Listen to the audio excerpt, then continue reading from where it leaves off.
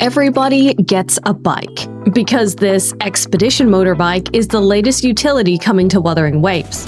PlayStation just dropped 6 minutes of Wuthering Waves 3.0 footage, and it goes without saying that Kuro Games has outdone themselves. The characters and zones look amazing, so let's dive in. Starting with the brand new utility, the expedition motorbike. New character Lina was shown off with a motorbike in her splash art, but we know from the description of this video that it's actually a utility that any character can use. Interestingly, it seems to have a radio function, and it can even switch to first-person mode. Kuro Games previously confirmed that we won't be having flight in future regions, and with the reveal of the expedition motorbike, we know what we're getting instead. Presumably, every future region will have a unique mode of transportation like this. But that's not the only notable thing about Lina. She's the first Wuthering Waves character to have a completely unique running animation. Rather than, well, running, she skates. This is actually one of the most hype reveals in the whole 6 minutes of footage to me.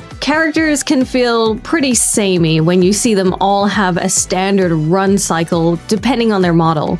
But Lina having a completely unique run cycle shows that Wuthering Waves is willing to give characters more unique aspects. When it comes to combat, we get to see Lina face off against a new boss, which kind of reminds me of a mix between Voodoo and Trailblazer from PGR. Lina can be seen using guns, her spray can, and even her motorbike to attack, as part of her intro skill. And frankly, she looks great. Her unassuming appearance belies one of the coolest movesets in this game, in my opinion. I've said before that I can never really tell how I'm going to feel about a Wuthering Waves character until I see their 3D model in action. And this has never been truer when it comes to Lina and Mornai. Because while I was all about Mornai before this, Lina's animations have really sold me. Meanwhile, Mornai's standard run animation and jellyfish hair just aren't speaking to me. She's still pretty cute, though. Nonetheless, Mornai herself is the star of the second half of the video, but she makes an appearance during the boss fight as well. Despite being a Broadblade character, Mornai is all about the satellite lasers. You'd think it would make more sense to make her a rectifier character, but you know, weapon types don't really mean anything in Wuthering Waves, and it's probably better this way.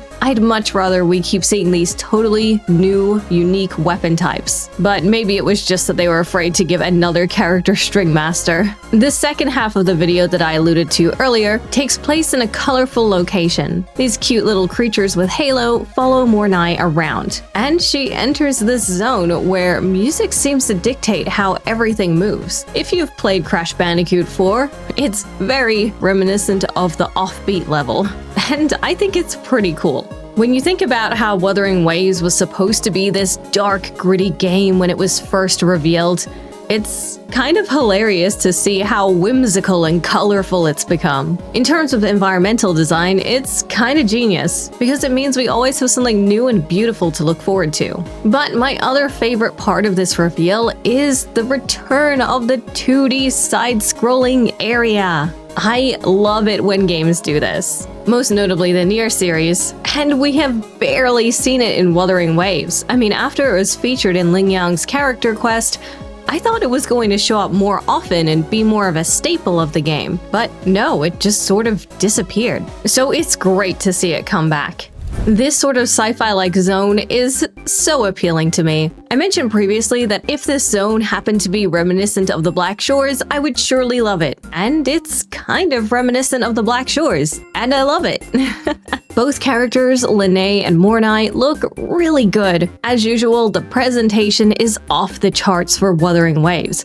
I really don't think there is a single anime-style game that is more impressive on a technical level. The visuals are just nuts. The expedition motorbike is also an awesome utility to give every character, and I cannot wait to see if Wuthering Waves will add unique running animations to future characters. Maybe we'll get characters who float. This sort of thing can easily sell me on characters, so keep doing what you're doing, Wuthering Waves. And there was one more thing I had been wondering ever since we saw Chisa. Would future characters also have extremely well animated hair? And the answer is yes, they do.